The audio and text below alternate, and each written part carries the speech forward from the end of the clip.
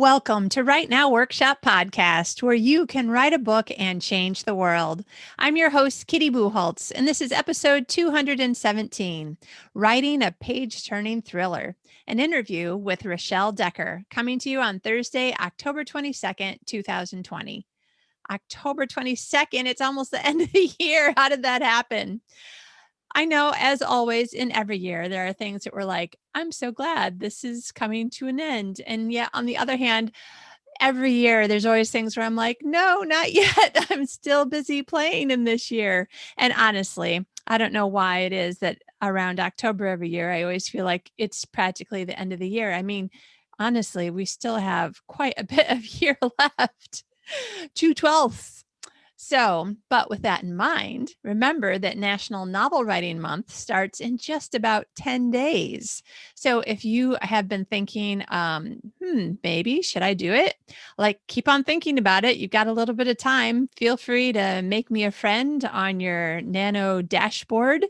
I am pretty sure I know what I'm going to be doing. Yep, pretty sure. Still working it through with a couple of other writer friends. And with the whole idea of end of the year and National Novel Writing Month coming up, remember, I'm telling you now so that you can remember, next week's guest is going to be Susan May Warren, who has that wonderful My Brilliant Writing Planner. Did I say that right? Yeah, I'm pretty sure. Anyway, My Brilliant Planner. Whatever it is, you've heard me talk about it. I love it. She was showing us the version from last year, which was better than the version from the year before. But I got to see a sneak peek of the new version for 2021, and I love it. So we are going to be talking next Thursday about how to get more words in before the end of the year, get your head back in the game if you feel like you've sort of lost your mojo a little bit. And we'll be talking about planners and using them versus not using them, or if you'd like to look into using hers, or if you have something else that you're really happy with, but what are some tips for getting more done? All of that. It's going to be all about productivity and getting more words done. So keep that in mind for next week. In the meantime, I was so glad that I was able to finish Rachelle's new book, 9, before our interview so that I could be like, I love it so much. Honestly, there are days when I'm like, this is a little embarrassing. This isn't really an interview. This is more like, oh my gosh, I loved this book. And it doesn't seem to matter whether it's an author I've met before, somebody I'm friends with, or somebody brand new. If I love your book, I am going to gush. And not to say that I don't love other books, but there are some books that just like hit me right in all of my spots that make me so, so happy. And so this kind of, I don't want to say too much. I'm always worried that I'm going to say too much, but there are some kind of government conspiracy elements, and it's a thriller, and I'll just stop there. And I loved it. I mean, it was totally hitting my buttons. So I was like, yay, and some science. Yay. I was so excited. It was such a good book. So you have to check it out. And in the meantime, listen to this fantastic interview about Rachelle and I just having way too much fun talking about writing. And she's got tons of tips for you. She's also got tons of tips for you if you have a teenager who's been telling you that they're going to, be a writer after high school and maybe not go to college. She'll tell you what her dad said. So great fun, super interesting, very helpful. I know this will be a good interview for you. Here is Rachelle. Today's guest is Rachelle Dekker. Rachelle is the Christie Award-winning author of The Choosing, The Calling, and The Returning in the Seer series. The oldest daughter of New York Times bestselling author Ted Dekker and co-author with him of The Girl Behind the Red Rope, Rachelle was inspired early on to discover truth through the avenue of storytelling. She writes full-time in her home in Nashville, where she lives with her husband Daniel and their son Jack. Welcome, Rachelle. Thank you so much for having me. Absolutely. This has been really fun getting to know one of the most fun parts of my job is getting to know like more fun authors that I haven't read yet. Yeah, I bet. No, it is a nice way to connect, because sometimes we can be a little bit shy and we hide ourselves away. So this is always nice to be forced to interact with others that are in our tribe. Yeah, Yeah. exactly. And then also the whole like I don't really have to get completely dressed because I really am only going to be seen from the waist up. That's Yeah. always a nice way as a writer who's like, but I've been in these sweatpants all week because I have a Yeah. deadline. Yeah. I'm definitely in sweats right now. I mean, I put on a cute shirt because I was like, oh, you'll see me, but I am in sweats. Yeah, me too. Not For going to show sure. you. We'll just both Nope. believe each other. Yeah. Yep. Oh man. Okay. So lots of things that I want to talk about because I really, really, really enjoyed your book. I haven't read your books before, but let's just give readers, listeners, a little bit of an idea of who you are. When did you get started writing? How did you Yeah. start your journey? So I, as you said, am the oldest daughter of Ted Dekker. So I grew up in a household of writing and storytelling and craft. So I have a pretty unique experience with writing in general. But I started, I think probably like most writers, my introduction to writing was reading. So, I fell in love with reading early. I mean, I was, reading every Nancy Drew book I could get my hands on, every Hardy Boys book I could get my hands on, Boxcar Children. Oh yeah. And that kind of led into then like C.S. Lewis, his sci-fi series, as well as all of his Lion, Witch, and the Wardrobe, kind of all 7 of those, and then later on into like Harry Potter and all of those young adult books that I just could not get enough of. Yeah. And probably I would say I was 12. I may have been 11, but I usually tell people 12 because I'm not quite sure. Yeah. When I decided like, oh, this is so easy. I can do this too. Yeah. When you're like a middle schooler or, you're still disillusioned. Like you think you can still do anything, which is beautiful. And then we lose that as we get older, unfortunately. And then we are constantly trying to regain that kind of like innocence and belief, self-belief. But, my dad did it. And then here I was reading all these incredible books and I was like, I know that I can do this. And so I started writing really seriously, when I was 12. And I wrote my first, I guess, novella. It was like 85 pages. It was my first novel. That's a lot for 12. Yeah, about Christy Greenbud and her little brother, and they were detectives. And Nice. I was stealing from all of my Harriet the Spy, like all of the Nancy Drews. Like I was creating my own version of that because you just steal like an artist, especially at that age. And they was like moldy popcorn. They got trapped in a room with moldy popcorn, and there was like an emerald elephant that had been stolen by their next door neighbor, who was like this secret mad villain. But she was also like in her 80s. It was a totally ridiculous work of fiction that I created and then put in a drawer forever. Right. But that was kind of my introduction to writing. And I just never really stopped. I mean, I kind of wrote a lot of short stories. As I got into high school, I did more. I tried to write like my first like long form novel, which was fantasy as well, and I was like really trying to hit like 60,000 words. I mean, because I had all of this exposure to what actual writing was because of who my dad was. So I just think that I got bitten by the bug early because of my love of reading, and then had this false idea early on that it would be easy and something anyone could do because my dad was doing it. I mean, you kind of have this like, oh, if your dad's a doctor, you're like, well, I could be a doctor. I mean, It's that idea, even though we all know being a doctor is very difficult. Same like being a novelist is actually quite a long, difficult journey. So it wasn't until I was in college that my dad was like, you can't just graduate high school and do nothing. You need to go to college. It's really important. You need to have a backup plan. You never know what's going to happen. This is much, much harder than you think it's going to be. Only 1% of, writers that actually finish a novel get it in front of the eyes of a publisher. And then only 1% of those people actually get published. I mean, all these statistics. I'm pretty sure he made them up. I mean, who knows that for real?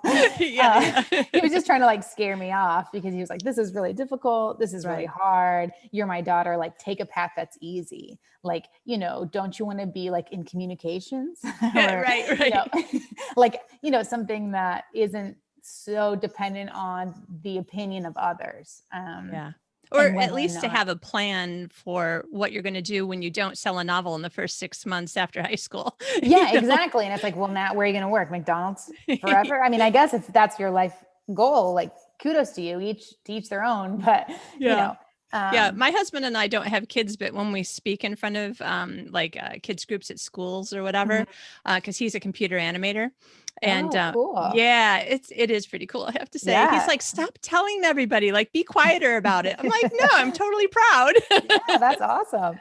But so we're always telling everybody, like, but telling all the kids, okay, so I know your parents and maybe your teachers are probably like, well, maybe you could do that, but it's a really hard field. And we're always like, we're going to be the ones that totally encourage you, but you should definitely go to college and have something that you can pay the rent and eat with until you become, a famous animator or a famous author. Right. Exactly. Like, and that is obviously advice I have 3 younger siblings. And all of them, I would definitely encourage to go to school, all their friends, I mean, I just think it's good to have a plan because these things do take some time and you're not going to be Stephen King overnight. I mean, he's been writing for, a handful of decades. Decades. You're going to have to like put in the time, your 10,000 hours to really be a professional at it and make enough of a living to quit your day job.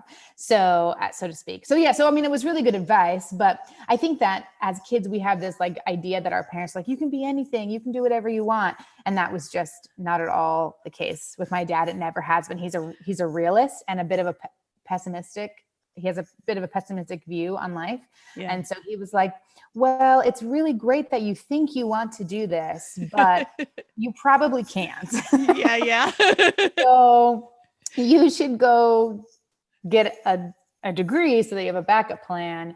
And so I did do that. So I went to Trevecca Nazarene University in Nashville, Tennessee, which is how I ended up here. And I am the kid that was so like stubborn and rebellious that if you told me that I couldn't do that, then I was going to like a better strategy would have been like, yeah, honey, you can do whatever you want. Let me help you. And I would have been like, ew, gross, stop. Like, this is too much now. Seriously. But he didn't take that approach. Maybe secretly deep down, he knew that this was the way. Yeah. He was like, nah, I don't think you can. And I was like, watch me do it. Watch me do it better than you, which is never going to happen. But it's still, I'm still like, have some of that. Your parents are having secret conversations behind your back saying, she's telling the other kids dad was right. Yeah, I know. Exactly. So anyway, so I continued, I studied, writing is kind of my minor in school. And just took every single creative course that Trevecca Nazarene College or university offered, and just continued to write. I mean, I just was always in my dorm writing. I was, and then I graduated from college and I got a job and I worked in the marketing system with my interpersonal communications degree, and of course, communications, and working and had 16 jobs for the first 3 or 4 years being graduated, got married, did the whole thing, all the while still writing. Like I would get these jobs and I'd say, okay, because I present pretty well. So I get a job pretty easily if, I interview well and I have good communication skills and I'm a storyteller. So I weave these, I'm going to be the most amazing employee because, and I would get these jobs and then I would only agree to them if I could have Tuesdays and Thursdays off so I could write. Nice. So I was like, I had this epic plan and, somehow a lot of hard work, a lot of luck, a lot of good timing. It worked somehow. Nice. I signed a contract with Tyndale, and out of Chicago and wrote the Seer series and, begrudgingly decided to use the last name Dekker because I really wanted to use my married name at the Yeah. time, because I wanted to kind of identify myself as separate. But Yeah. the publisher was like, no. So they were like, you could do that and we could not publish you. I was Yeah. like, okay, well, I guess it's a sacrifice I'll have Thanks. to make. Yeah. Yeah.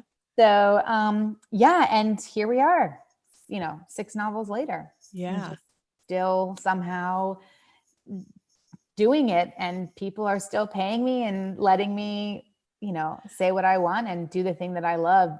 I mean, more than anything in the whole world. I mean, it's just, I love getting swept up in writing a character or a scene, or, the first like initial bite from the muse of like, oh, what if I wrote a story about this? Like those moments, I live for that. So I feel very lucky.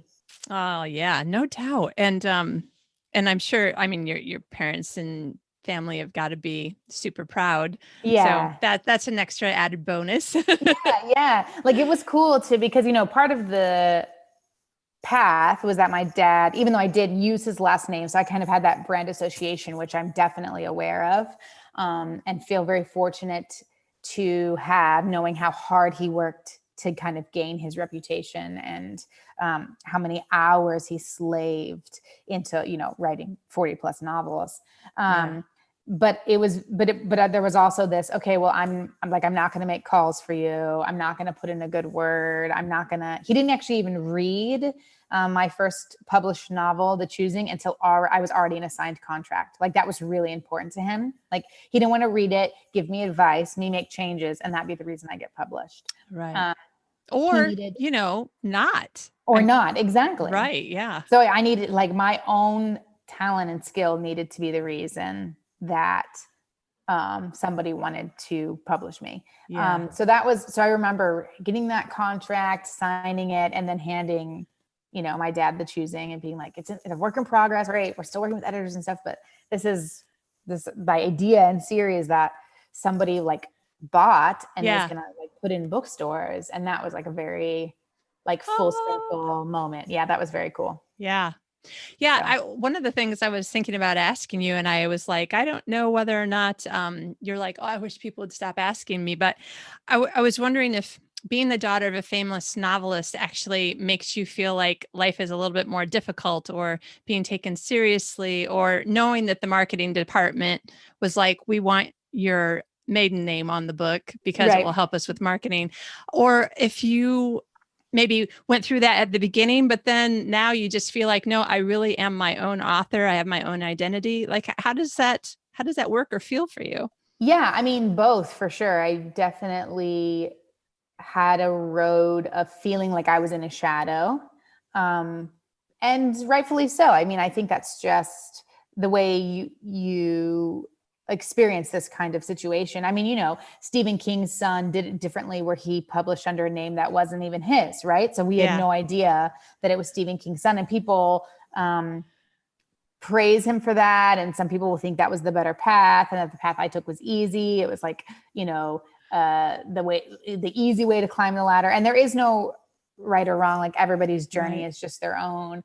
For me, that wasn't even an option. Like I said, when I went to the publisher, I fought to be, Rachelle Dekker, and not Rachelle Dekker. And they were like, no. So, at the time it felt like, okay, well, if I'm stubborn about this, I may give up my chance to do what I really love. And at the end of the day, the only person's opinion who really, really matters is mine. And I know how much hard work I'm doing, and I know what I believe is my skill level. And those are the things that I focus on now. So early on, it was harder. Now, I mean, there are definitely people who still think like, oh, everything she writes sounds like Ted. Everything, she does is contrived of part of his brand. And like, she'll never really stand on her own. And those things are always hard to hear, but I know that that's not the truth. Yeah. And there's just, when you put yourself out there, when you're vulnerable like this, you can't please everybody. There's always going to be the critics.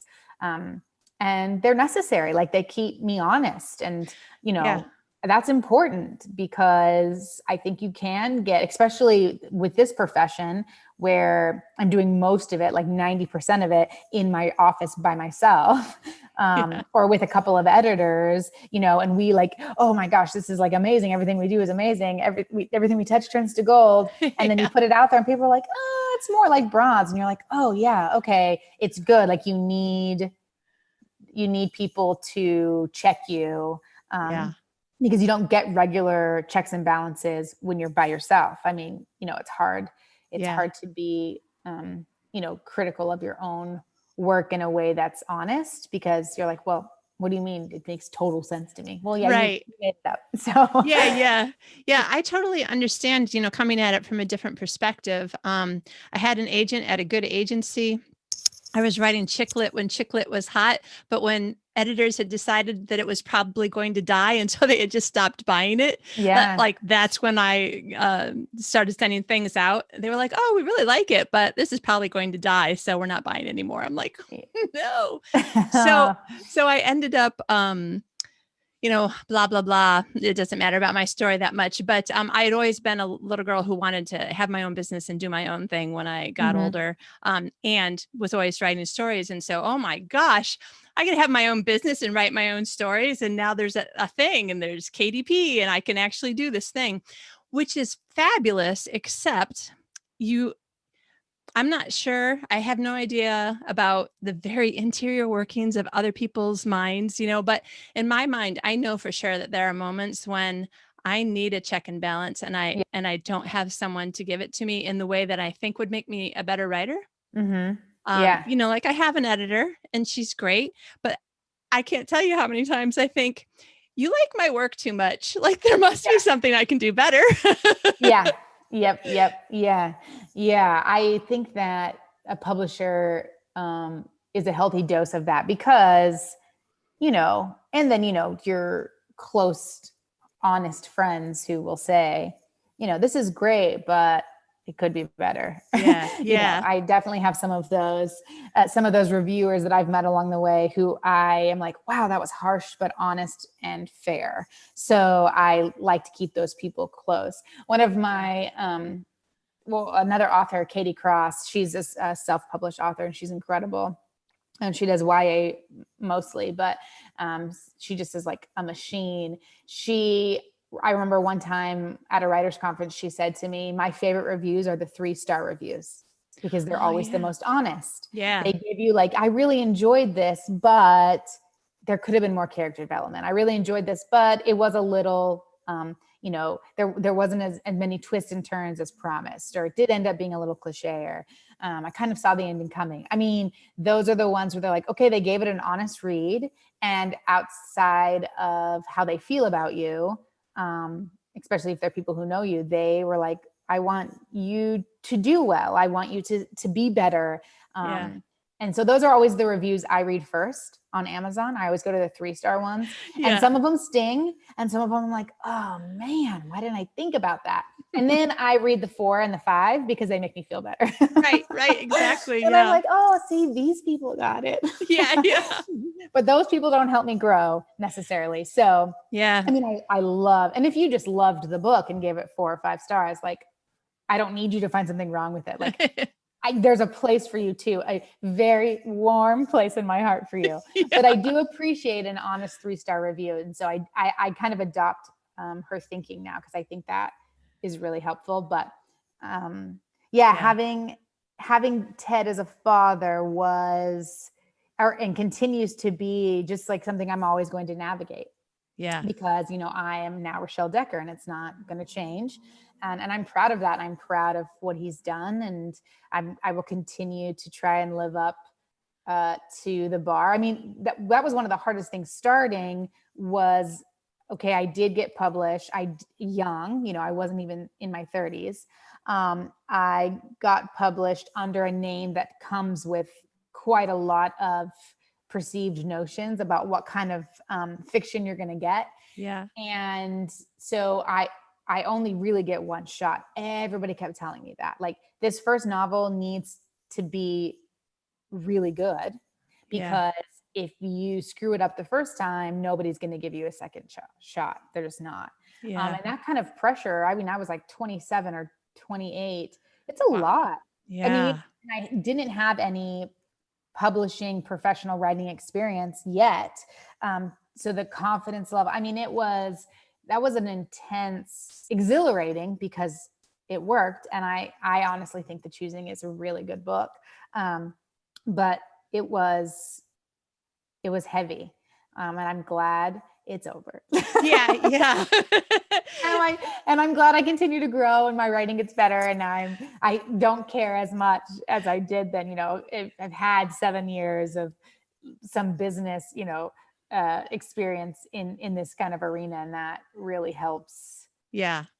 diffuse some of that stress. Yeah. Yeah. I mean, it's great. The marketing department is doing what they need to do to use your last name, but at least you know that all the editors that you interact with and who are looking at buying your next book, like they see you as your own person. So yay.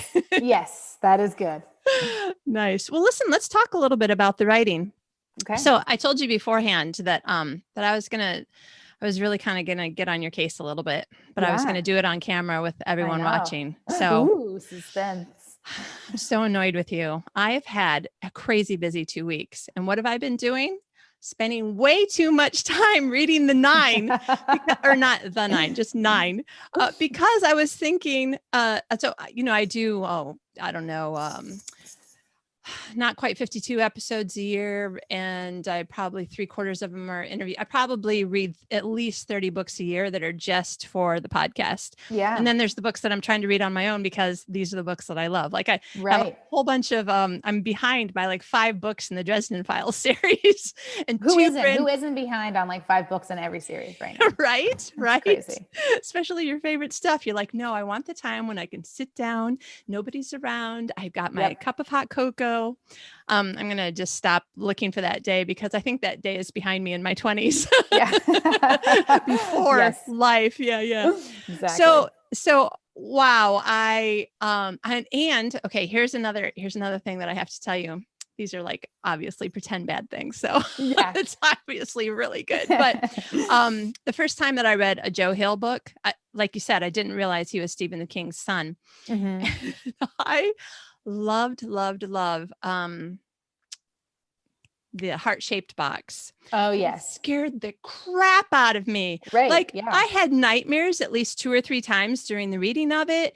And like, I still cannot forget, like in my mind, the horror movie that I painted in my own mind. Like it's more clear to me than whatever's the last horror movie that I saw on Netflix or long ago days when we used to get to go to the movie theater. Yes, true. And I was thinking someday if I can get him on the show, like, how weird or rude would it be to say, seriously, Joe, you scared me worse than your dad? Yeah.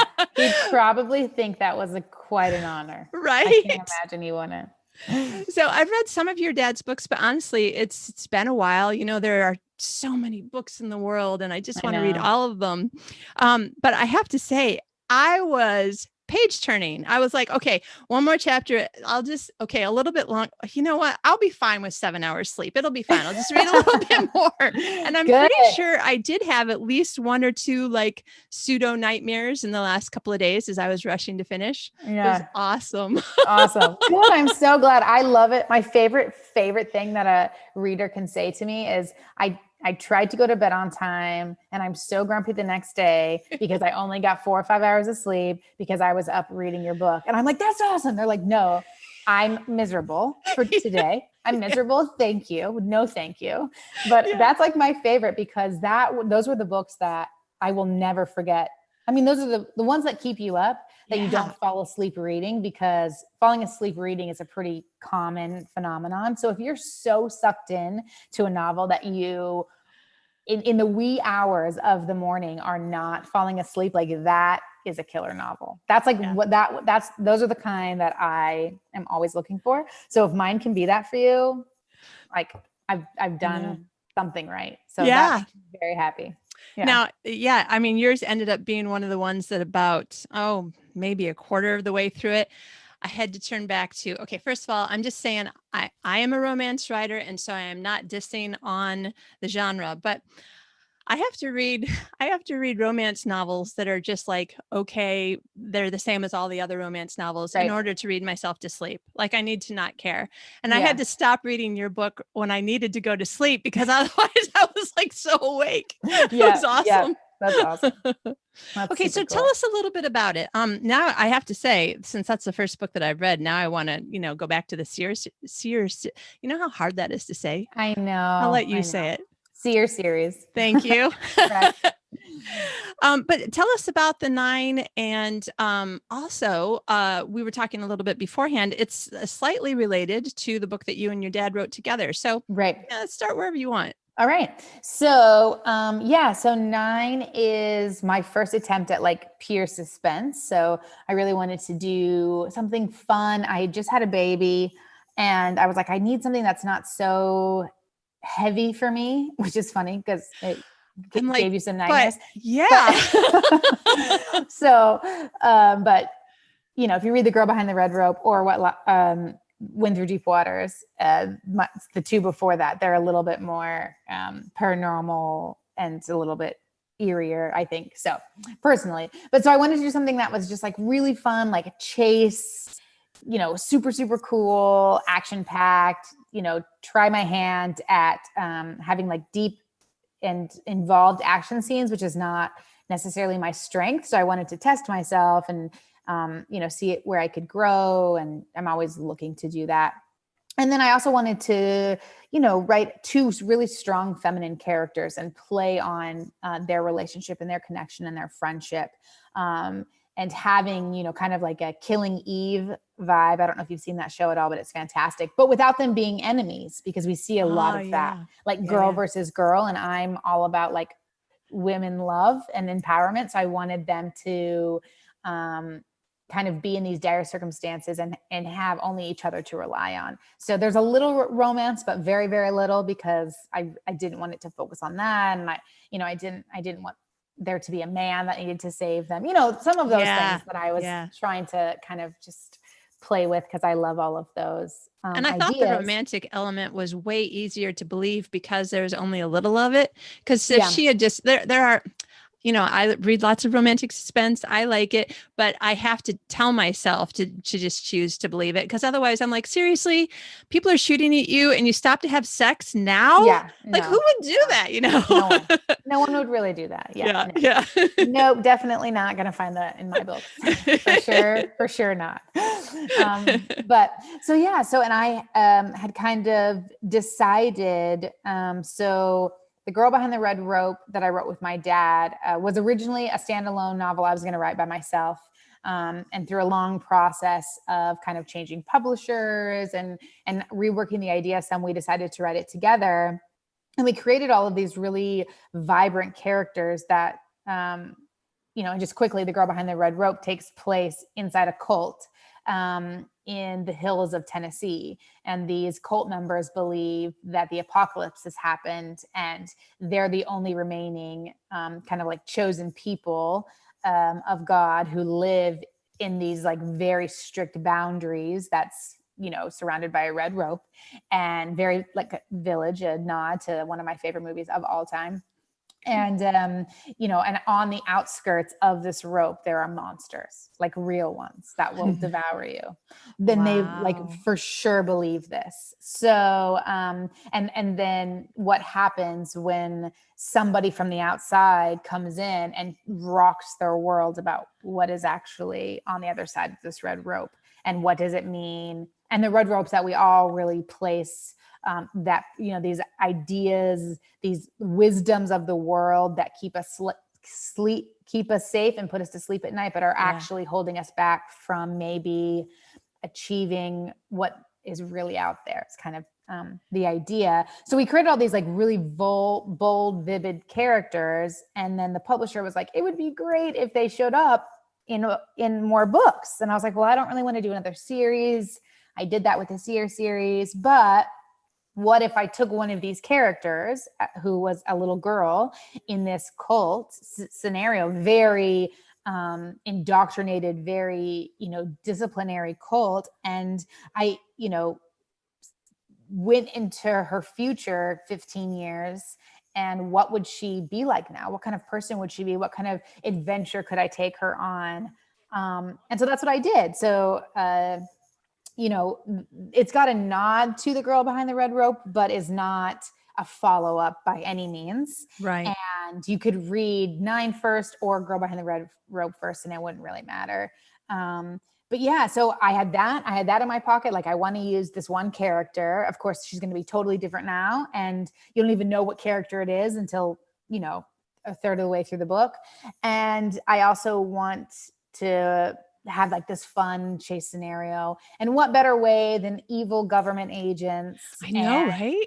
experiments and memory loss and, a hunky FBI pursuer. And yeah, I just took all the things. I just stole like an artist from all these different places, like the Bourne Identity and the show Hannah. And I was like, I'll just use all these little things that I'm like inspired by, because the age-old saying, there's nothing new under the sun, is so true. Yeah. Everybody's always stealing like an artist. They're being inspired by something, and then they're letting it cultivate into something that's their own, and saying it in a voice that's theirs, and maybe with a new twist or spin, but not really. Yeah. Fresh. But I mean, fresh.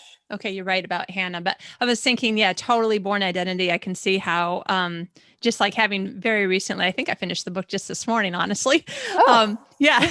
Awesome. So I was like, I woke up early. I'll just spend 2 or 3 more hours doing this because it's work. Yeah, exactly. But that was one of the things that I noticed. I was like, this is really good with the, grab this, reach for that, roll and then tuck and then pull this and then shoot. And then, I was like, I mean, it really in my head, I was thinking this feels like a Born Identity kind of movie, but with, cause she's still a teenager. She's not even 20, right? So it's a teenage girl. No, she's 17. Yeah. Yeah. It's awesome. Yeah. So I really wanted to, kind of plan on all those elements. So the rough elevator pitch for people who are like, well, you've talked about it, but what is it about? Yeah. Sorry. No, it's not. I was given the task and I got rabbit hole. I just down the rabbit hole. It's about a waitress named Zoe. It doesn't matter. I have to say that because so many people keep asking me. Oh yeah. I called her Zoe, but we can call her Zoe. It's fine too. Either works. About Zoe, who is a waitress who's basically trying to rewrite or trying to hide from her past, constantly trying to ignore the things that have happened to her. And she interacts very quickly in the novel with a 17-year-old girl named Lucy, who doesn't remember anything except for her name. And they soon find out that Lucy is being pursued by these very serious and dangerous FBI agents, government agents, because of who she is and what she can do, even though she can't remember. And Zoe seeing a young girl in need of protection in a way that she feels like she never got, she kind of takes Lucy under her wing, and the two of them go on the run and try to avoid being killed and hunted like animals. And they meet all these really interesting characters along the way. And the further we get into the story, the more you discover about who Lucy it really is, and the kind of cruel past that she has. And the story really seeks to answer the question, do I have to be who the world says, or can I change my story and be someone else? Like, who really has the control at the end of the day? Am I a puppet, or, am I a playwright? And so that's where the story takes you. Yeah, it's kind of the nature versus nurture question taken all the way in deep into your psyche and asking yourself whether or not you can really change, right? Yeah. I mean, I always set out to write like fun, easy fiction. And really? Yeah. I don't know. And then I always end up with these like massive questions, and then I can't escape putting them in my books. Yeah. So, that's why I say like I write to discover, because sure enough, if my character, especially like my lead protagonist or antagonist, is grappling with some heavy topic, you can trace it back to my life. And I was absolutely grappling with the same thing. Like that, just my characters, what's happening to me just bleeds into all my characters. I am all my characters all the time. Yeah. least. Yeah. So, I was a mom for the first time, and I was dealing with the pressure of the way the world said I should be a mom. And, I was like trying to like find my own femininity in that. And why does it have to be like, why do I have to like give everything up for my baby? Is it okay if I'm still going to work? Is it okay if he goes to daycare? Like all of these questions I had never had to face before, and then here we have these two women who are, dealing with the exact same identity crisis that I was. And so that makes it really fun. Yeah.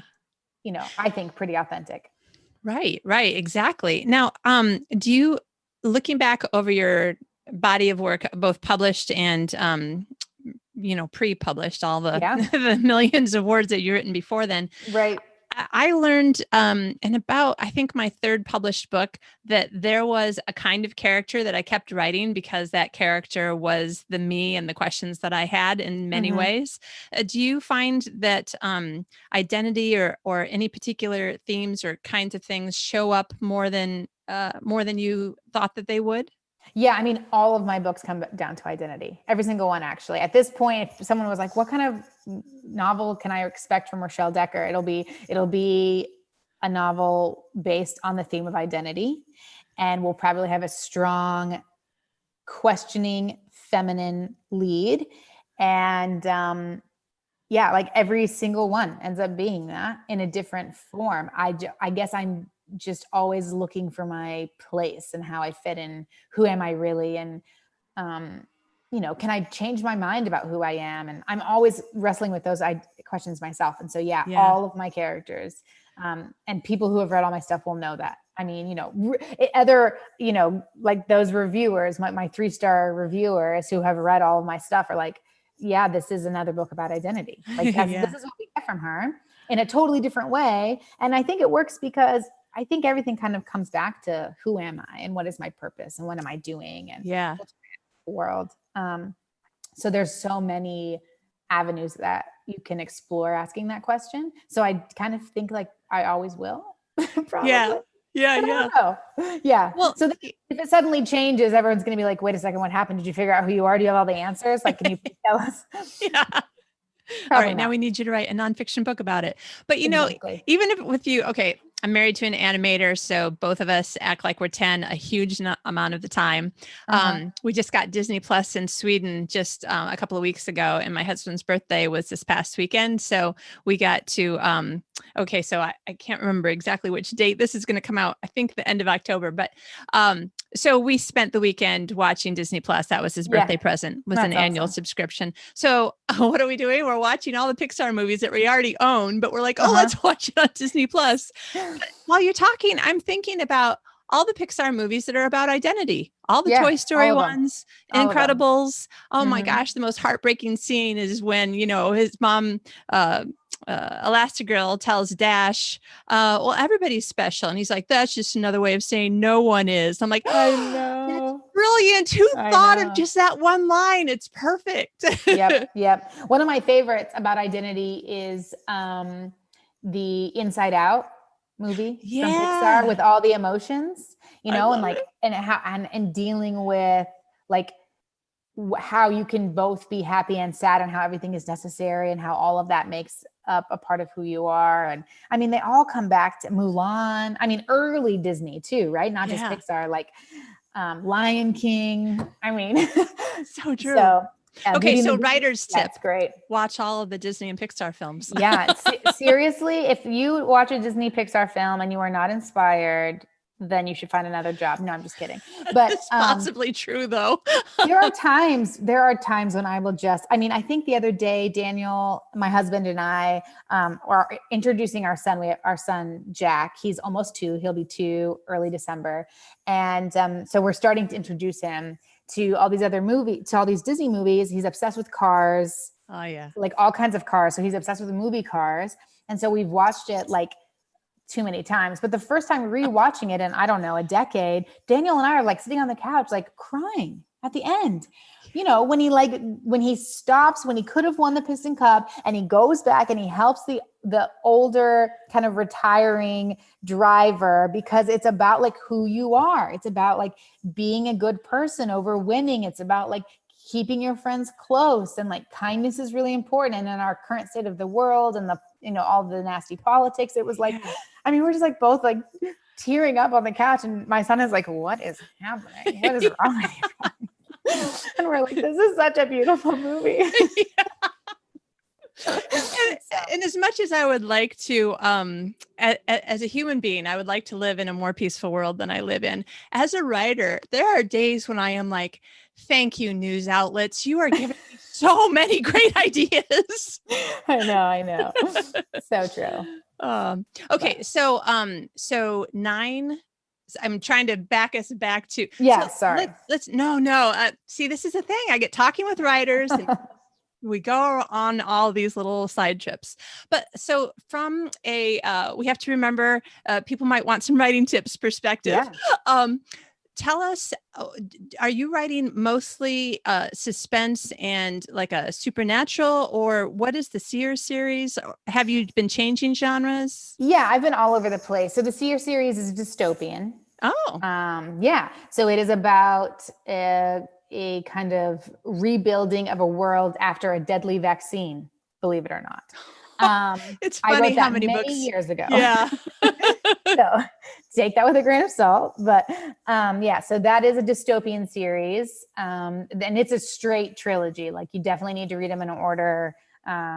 They span about 20 years from beginning to end. And it's a very fun kind of, it's more young adult. So our heroine in that one, she's only 17 when we start, Carrington. Mm-hmm. So that's really fun.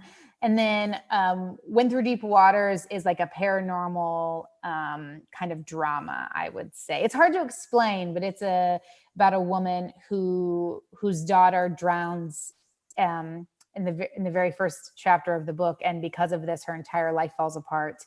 And she moves back to her small, creepy mountain town in Montana, and she starts seeing children everywhere. Oh, wow. And so people think that she might be losing her mind. And it takes a pretty interesting diabolical turn. Nice. So that's a fun one. That's why I say it's a little bit creepier. And then, Girl Behind the Red Rope, I kind of explained, and that one is definitely paranormal, but also, cultish and, lots of drama.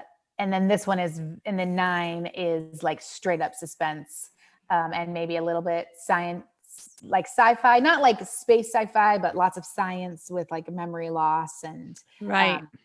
And some of that stuff. So, without giving too much, anything away, but there are some really scientific experimentation. Can we say that? Yeah. Scientific experience. There you go. You can say that. As soon as the words came out of my mouth, I thought, if Rachelle says it would be great, Kitty, if you would not say that, I'd be like, dang it, we're going to have to like edit this out.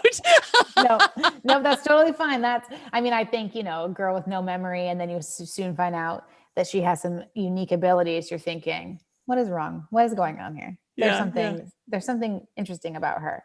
So, so I'm kind of all over the place. The one thing I probably will never do personally is romance, not because I don't think it's great, but because I don't know how to at all, which is why when I do it, I try and do little bits of it. I have the most romance in the Choosing series, the Seer series, the Choosing, the Calling, and the Returning. But that's just not really, I think you have to, especially to do romance good, to do it well, it takes a unique skill that I do not possess. Like I don't even know how I would start, honestly. Yeah. But I'm probably going to do suspense for a while. My next novel, which I'll start writing in the new year, it is going to be a similar suspense and pacing as 9. I really, really enjoyed writing that. It was so fun. And,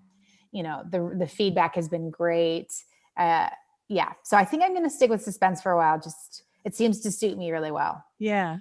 Well, let's talk about some of the things that you had to figure out. I mean, like I said, I really thought because I was going to interview you and because I'm also a writer, there were moments when I was slowing I didn't stop to think about it, but I was slowing in my reading and just kind of like checking out how you were pacing things, the length of sentences, the movements of the character, how long, what all happens, in the space of a page. And I was just thinking, this is really good. And I wondered, like, had you been interviewing, and then I was like, I don't even know who, people who would be able to do all these kinds of moves with guns and knives and stuff. Like, so tell us a little bit about what kind of research that you did to make it sound so authentic. Yeah. So I Googled a lot of stuff. Really? Some of it was just Google. Oh, I 90% of it was Google. I just Google stuff and then I just read article after article about, so like memory science. There's a lot of kind of memory science in this book. So reading about like the brain and where we store memories and how that can be lost and retrieved and all of that. Amnesia, how it's caused. Even though a lot of it didn't make it into the book, like I wanted to be pretty, I wanted to feel kind of like I knew what I was talking about. Yeah. On a very surface level, because there's so much about the human brain that we don't understand. And it gets very complicated. So that, and then, my main research is just watching shows. So I watch, like all the Jack Reacher, like I just like watch, and then, obviously I watched Hannah, which we talked about already. The Born Identity series, The Matrix, like things that have a lot of this interesting dynamic movement. Yeah. And choreography, really. Yeah. I mean, in that case, because it's film. Yeah.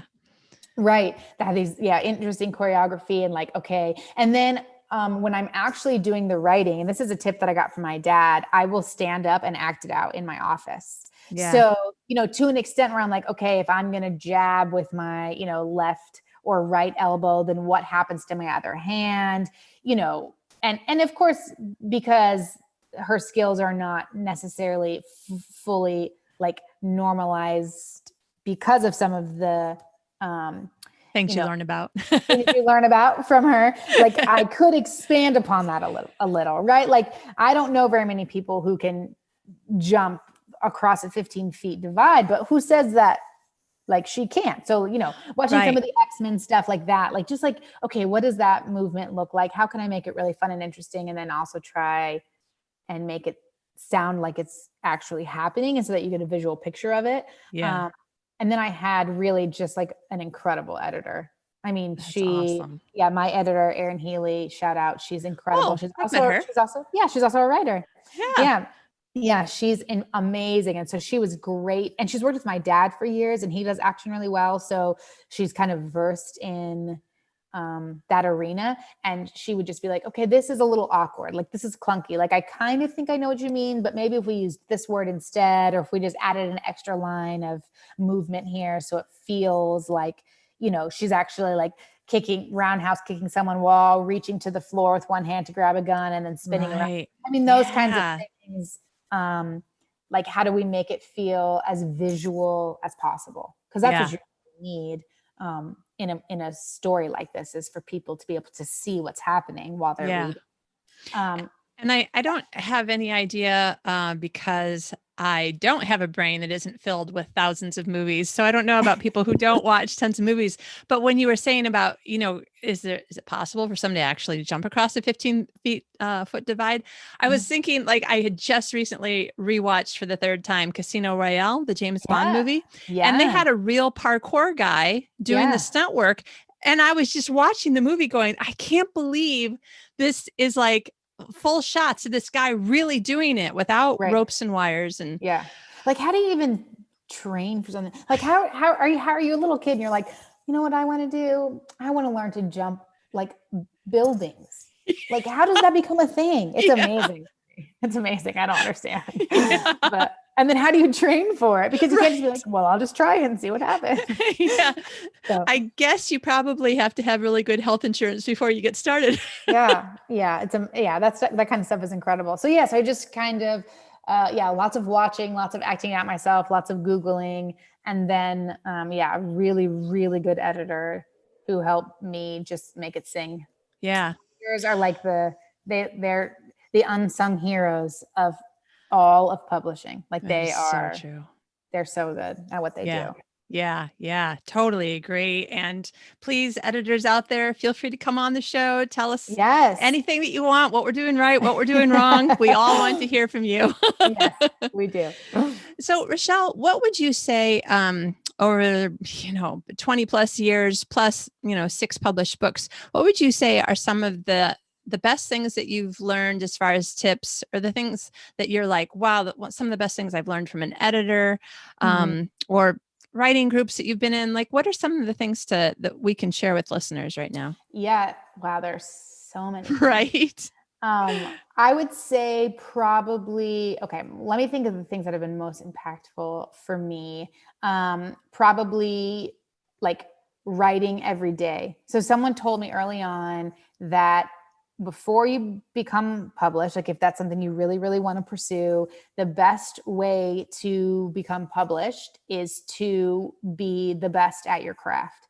So you should be writing every day. So you pick, and even if it's 10 minutes a day, start with 10 minutes. I'm going to commit to writing 10 minutes every day, whether it's journaling, poetry, short story, whether you're working on a novel. I'm going to commit 10 minutes every day to writing. And I can't remember, I'm going to forget who said this now, unfortunately, but she said, you would be surprised how often 10 minutes turns into an hour. And if you can write for an hour every day, you would be surprised how quickly a novel gets written. Yeah. And how quickly your like learning curve, how your learning grows as far as craft is concerned, because now you're committing consistent time to it. She's like, there will be days when you sit down and the 10 minutes feels like an hour and you'll be done. And then there will but more often than not, especially if it's something you really love, within 10 minutes, you're swept up and you're like, well, I need to write just 10 more, just 30 more, just an hour more. And then suddenly you're like, oh, 2 hours have gone by and I've got 3 or 4 pages written or 2 pages written. And that's something I wouldn't have done otherwise unless I had sat down. Intention is really, really crucial when it comes to writing. Yeah. Waiting, for me personally, waiting for the muse to inspire me to write never works. Like I have to be intentional to write like it is my job every day. So I am in my office at 8:30 a.m. with my coffee at maybe my 3rd or 4th cup, and I am writing until 4, and that is Monday through Friday. That is what I do, because yes, writing is an art form. Yes, it is creative and adventurous. And, we get pulled, we're very romantic and whimsical and we get pulled around, but it also is still, it takes commitment. It takes practice. It takes intention to do them well. If you are writing just for fun, it doesn't, and then, write when you want to write when you feel led. But if you're trying to write to be published, you're trying to write for a career to sustain a financial income, then you have to treat it like it's a job, because it is work. It's hard work. And there are going to be many days when you do not want to go to work, just like everybody else. We have the dreary Mondays, but like you have to show up. The hardest thing about writing as a profession is that nobody forces you to show up but you. So you have to be incredibly accountable to yourself, and you have to be incredibly disciplined on your own. But you have to show up for you. Like nobody else is going to show up for you. Nobody else is going to carry the slack. Like there is nobody else. It's just you. Yeah. So, but if I promise, I believe this wholeheartedly, and I've seen it happen every time. If you show up every day and you continue to write, like the inspiration meets you there. Like you don't wait for inspiration, you show up and then inspiration comes to you, not the other way around. Yeah. So I think that that's really important when it comes to like sustaining long-term writing. Yeah. And then just like on a more practical level, like don't write anything you don't want to read ever. Like don't force it. Like write what you know, write what you love, write what you want to read. Like they say the same thing about like starting a small business. Like if you're going to invent something that's missing in your life. Like invent what you don't already have. Because if you're trying to just invent what everybody else is inventing, well, everybody else is doing it. So invent the thing that you're missing. Write what's missing. Write the, rom-com sci-fi robot series that Nobody's writing. Like, this is what I want to read. I'm looking for it. I can't find it. So then you write it. If you right, write that, write what you love, write what you love. I'm totally with you. Yeah. And so, from a business perspective, there are times when I think that writing what you love that you think is probably going to sell because the market shows that there's a space for it. Like there's a time for that. And sometimes there's a time for, because I wrote what you just said, it's like the Christian rom-com urban fantasy superhero series. Yeah. What? That book is never going to be sold in a bookstore because it is things, but I love it. I love the characters in the world, and I love the ideas that, that led me to write the series. So I definitely think that, that there is room for looking at it as a business and as a joy, but understanding that sometimes, like, for this 6 months, I'm going to spend time on the book that is the one that I know for sure, is going to sell in the market. And this 6 months, I'm going to do this thing that I made time for. And if it sells, great. And if it doesn't sell, I just really wanted to write it. And Right. Yeah. And I think that the idea that writing, you can't waste your time, right? You can't do anything that is a waste. Like every word gets you to the completion of a sentence, gets you to the completion of a paragraph, page, chapter, novel, and every hour and minute you invest in yourself and in your craft helps you in the future. So you can't waste your time. Like your, crooked houses, so to speak, that you put in a drawer that you won't let anyone see are incredibly necessary to get you to the book that you have published. Or that is like, I wrote, 3 dozen short stories and 5 full-length novels before the choosing. So and all of those are terrible from my perspective, but they were all so incredibly necessary to get me to the skill level that I needed to write the choosing and get it published. So there is no wasted time or energy in writing. So, you have to give yourself some grace there. And know that it really is like you got to put in those 10,000 hours, man. You just have to do the work. That's when it comes right down to it. And you can't, I was just gonna say, you can't do the work and end up to be a worse writer. Absolutely you can write something that will never be published, but you learned things while you were writing it, like you said, that will go towards the next book. Yep, absolutely. So I think all that's really important. And then find a good editor, like we talked about, just someone you trust, somebody who understands your voice, doesn't try and change your voice into theirs. Somebody who understands punctuation, please, like very, very well, because bad punctuation, as a writer, you should know it, obviously, but it's more important that your editor knows it because they're going to catch your mistakes, and the wrong punctuation can ruin an entire sentence, as we all know. Yes. Someone who loves and uses commas and understands. I mean, I know that's silly, but I'm totally an Oxford comma girl. Yeah. It's I know stand I take.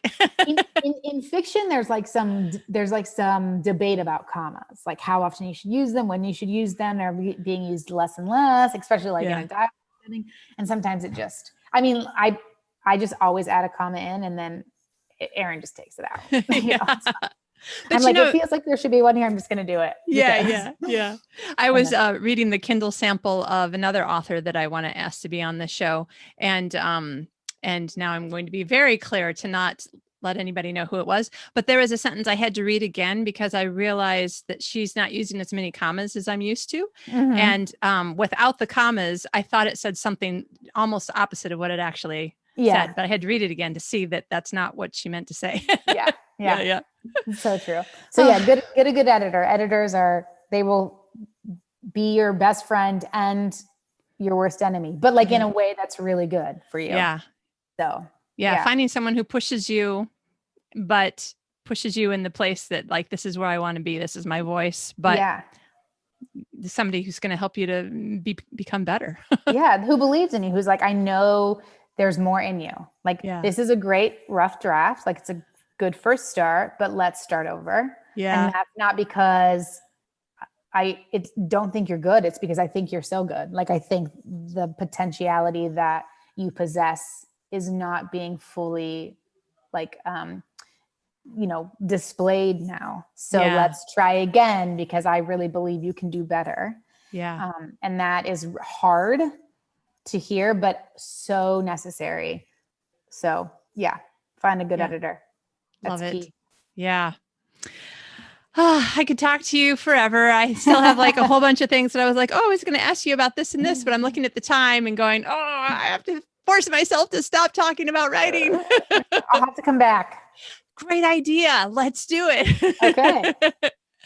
All right. Well, listen, let's at least tell people, where can they find Nine and your other books and you online? And I don't know if you're doing anything virtually right now, but where can we find you?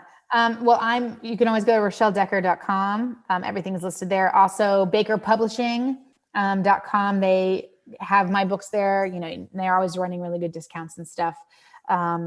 And then you can find me, like, just to connect with me. Basically, Facebook is where I live. So Rachelle Dekker author on Facebook. Come find me there. But yeah, shoot me a message or a email on my website, and I try and read and respond when I can. But yeah, that's where I live.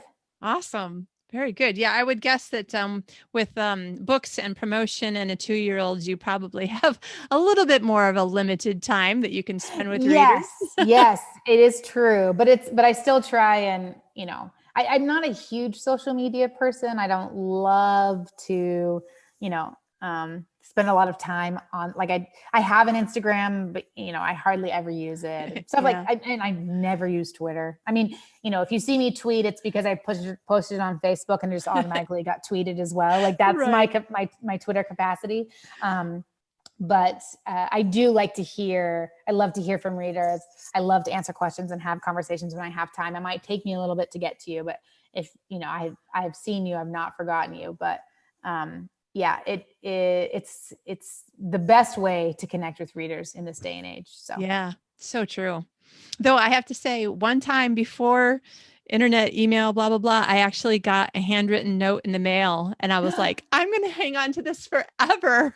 Yeah, I've got a couple of those, and they are in a box in a very special. I've only gotten like 4 or 5 of people who were like, I just had to write you because I'm old fashioned. Or like, I got one from a little girl, from a 12-year-old who had was wanted to be a writer and was doing a book report on The Choosing, which is the cutest thing ever. I was like, I can retire. Like, that's great. Yeah, exactly. And so that one has got like, she even like drew a little picture. It was so precious. I was like, oh my gosh, just crying. Like, apparently I just cry really easily.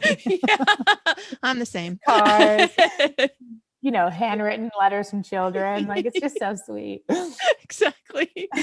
Oh, Rachelle, this has been so much fun talking with you. And I just have to tell the listeners again, seriously, this book is so interesting and fun. And if you're at all interested in, well, you've heard us describe it, you totally have to go buy Nine. It's brand new. So that's my plug. I don't always say that. Sometimes I feel a little weird that but seriously, it was so good. I think people know, like, you should go get the book if you like it, or even if you don't like it. Christmas is coming. So that's true. Yeah. You probably know someone who might like it. That's probably true. So, yeah. And it's an audio too. So if that's your jam. Oh, that's good to know. Are all of your books in audio? All of them except for The Returning, which is very sad and sour. It's all right. I've let it go, kind of. Just let it go. Yeah. I don't have control over all of these things. I wish I did, but I just don't. Yeah. So, yeah. All right. Well, good. We can't wait to hear about the next book when you get it started. Yay. I know, I'm excited. Cool. Rachelle, thank you so much for taking the time being on the show. Yeah, thank you so much for having me. This was a blast. I love to connect with other writers and readers and just come out of my cave into the light for a little bit. So thank you so much for having me, and I would come back anytime.